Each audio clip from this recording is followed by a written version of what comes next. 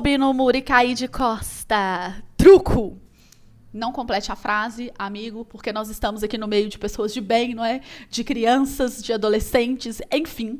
Mas olha só, no vídeo de hoje nós vamos calcular a probabilidade de tirar a Trinca Master num jogo de truco. Eu já vou logo avisando, tá? Você não precisa saber jogar truco, você não precisa se interessar por jogos aí, por questões, sei lá, pessoais suas, né? Para aprender isso aqui, porque nós estamos falando de matemática, amigos. E, inclusive, os exercícios de matemática no ensino médio sobre análise combinatória e probabilidade sempre cai exercícios de baralho. Então, eu vou explicar para vocês como é que a gente calcula isso daí, beleza? Como eu disse, tá?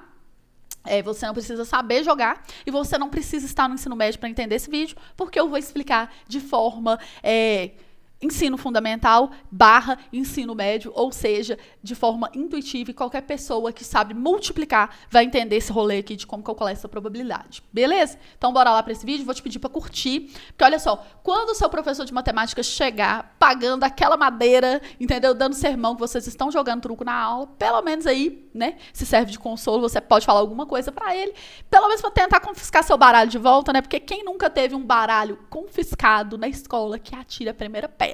Mas não é pra você ficar jogando truco na escola, não, tá? Já diga-se de passagem. Se quiser jogar truco, joga em outro lugar, amiguinhos. Então, bora lá pra essa aula que eu já falei demais.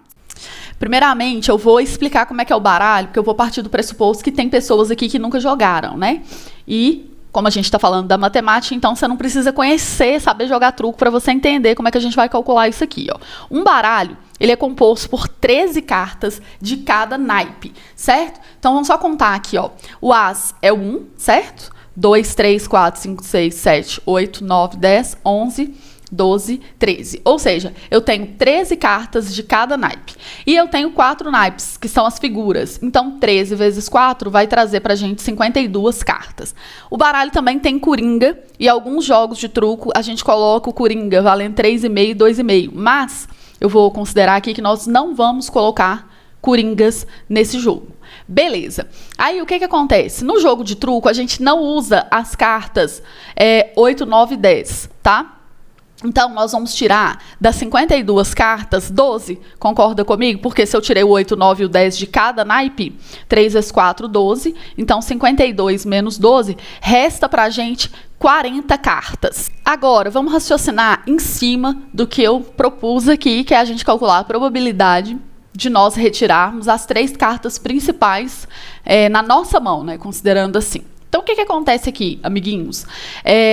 Pensando nessa primeira hipótese, que é de você sozinho, sem contar com seu parceiro de jogo, tirar as 3 cartas principais do baralho, elas são 3 cartas num total de 40. Então, a gente precisa entender quantas trincas são possíveis de se fazer com 40 cartas. Para isso, antes de eu falar sobre fórmula, eu vou tentar utilizar um raciocínio mais intuitivo com vocês, porque assim, até os alunos que estão no ensino fundamental, que a maior parte aqui do meu público, vão entender, certo? Então, quer dizer, você não precisa ter estudado ainda arranjo e combinação para entender isso aqui. Então, vamos pensar o seguinte, se você quer saber a quantidade de trincas que você pode formar com 40 cartas, você vai pensar o seguinte, quando você puxa a primeira carta, você tem 40 opções para pegar de carta, concorda?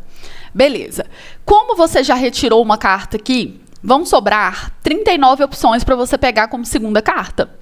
E como você já tirou uma aqui, vão sobrar 38 opções para você tirar de terceira carta.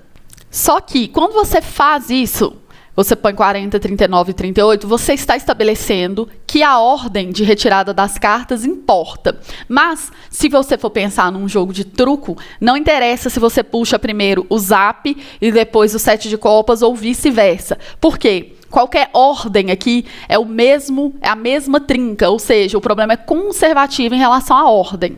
Então, olha só, como eu falei que a ordem não importa, quando eu calculo 40 vezes 39 vezes 38, eu estou incluindo nesse pacote aqui todas essas posições das cartas.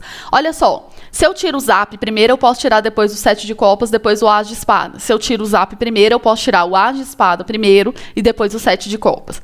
Pensando assim, tirando primeiro o espadilho, depois o zap, depois 7 copas, espadilho, 7 copas e depois zap. Agora coloca na primeira posição 7 de copas. Você pode tirar o zap depois o espadilho, Primeiro sete de copas, espadilha e depois A. Só que isso aqui é a mesma coisa dentro de um jogo de truco, porque a ordem não altera, como a gente já falou, né?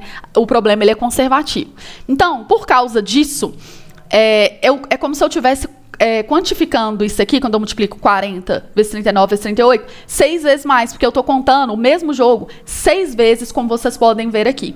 Então, eu vou fazer 40 vezes 39 vezes 38 dividido por 6 para corrigir esse erro de contagem para mais que eu fiz. Então, quando você efetuar esse cálculo aqui, ó, 40 vezes 39 vezes 38, e dividir por 6, você vai estar contando a quantidade de trincas real oficial, né? Pensando que qualquer ordem você tem o mesmo problema. Agora, isso aqui eu estou falando para que os meus alunos de até, assim, 7ª série entendam. Qualquer aluno entenda isso. Agora, para os alunos que estão no ensino médio, existe essa fórmula, que é a fórmula da combinação. Vamos só relembrar uma coisa aqui, é até bom que para os próprios alunos do ensino fundamental percebam o que vos espera no futuro. Esse é um problema de combinação, por quê? Porque a ordem, como eu disse, ela conserva. Toda vez que você for pensar num problema e a ordem alterar ou conservar, você vai ter que pensar se é arranjo ou se é combinação. Vamos pensar o seguinte, se eu tiro 3 cartas do baralho para formar uma senha, ok? Uma senha. Ó, 4, que é o espadilho, o zap, desculpa, depois o 7, depois o A, que é 1, por exemplo, tá? Fica 4, 7, 1. Agora, se eu trocar essa ordem, 1, 7, 4, isso aqui não é outra senha? Concorda comigo? Então, se o problema tivesse dado esse enredo, que fosse uma senha, por exemplo, você ia pensar assim, a ordem altera. Então, aqui, ó, pensa num fluxograma. Ordem altera. Se a ordem altera, há de arranjo, tá?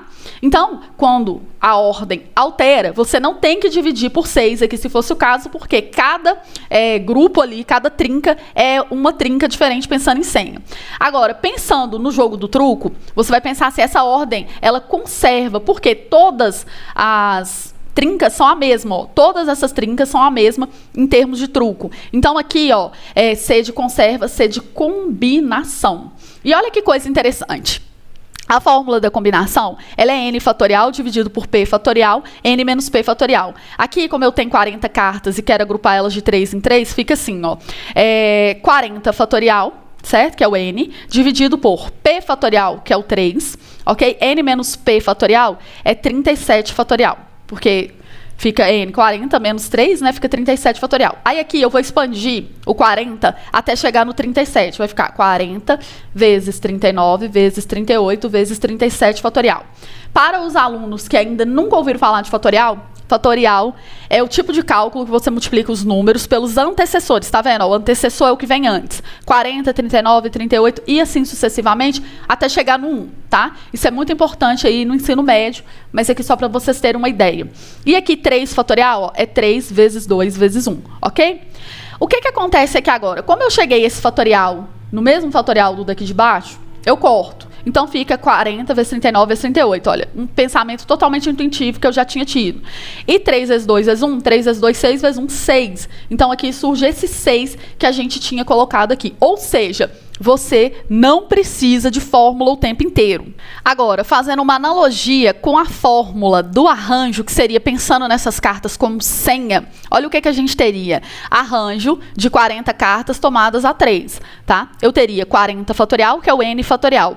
N menos P seria 40 menos 3, que é 37 fatorial. E aqui, ó, eu expando 40 até chegar no 37. Então, fica assim, ó, 40 vezes 39 vezes 38 vezes 37 fatorial, dividido por 37 fatorial, corta aqui com aqui, então fica 40 vezes 39 vezes 38, que era justamente o raciocínio que eu tinha tido primeiramente, sem pensar nessa questão de ordem, tá? Pensando em quantas trincas dá para formar com 40 cartas. Seria 40 vezes 39 vezes 38. Aí eu me fiz a pergunta, se eu alterar essas ordens dessas cartas, o meu problema é o mesmo, por isso que eu tenho que pensar que eu estou sextuplicando o resultado dessa forma, então eu tenho que dividir por 6 para corrigir. Quando eu divido por 6, automaticamente eu estou aplicando a fórmula da combinação. Antes de dividir por 6, o que eu estaria aplicando seria a fórmula do arranjo. Então aqui, um esclarecimento para alunos do ensino médio, por que que você usa arranjo ou combinação. Correto? Agora vamos partir para os cálculos e para a parte que realmente interessa. Vou fazer, obviamente, esse cálculo na calculadora para não encher linguiça, não é mesmo? Então, vai ficar assim, ó, 40 vezes 39 vezes 38. Aí eu vou dividir isso por 6. Ou seja, eu consigo formar 9.880 trincas diferentes de cartas, certo? Então, o que é que eu quero na minha vida? Eu quero tirar uma das trincas, que é o 4, 7 e o As. Então, eu quero o meu espaço amostral, né, tipo assim, é de 9.880, e eu quero apenas uma. Então, quando eu divido esse 1 por isso, que é o que eu quero, dividido pelo total, eu estou calculando a probabilidade de tirar essa trinca. Então, 1 dividido por 9.880 vai me dar esse valor aqui. Quando eu multiplico ele por 100 vezes 100, eu transformo isso numa porcentagem. Então, ficou 0,01%. Então, você tem aí a probabilidade, olha, de 0,01%. É aproximadamente 1 em 10 mil, né? Então, assim, é muito improvável que você tire essas 3 cartas na sua mão, sozinho, tá? Agora, existe também a probabilidade de você tirar, junto com a sua dupla, porque truco é um jogo de dupla, né? As 3 cartas a dupla. Mas é isso, eu vou deixar para outra hora, a gente conversa sobre isso em outra hora, porque aqui eu quis pegar realmente a probabilidade de você tirar sozinho essas 3 cartas, ou seja, aproximadamente 1 em 10 mil, né? Arredondando isso aqui para 10 mil, 1 em 10 mil ou 0,001%, beleza? Espero que vocês tenham gostado e que percebam que todos os jogos, gente, qualquer jogo que você jogar aí, né, enfim, de cartas, dominó, etc., são jogos que envolvem, sim, a maioria deles envolve probabilidade e princípio fundamental da contagem, beleza? Então, vejo vocês na próxima aula. Tchau!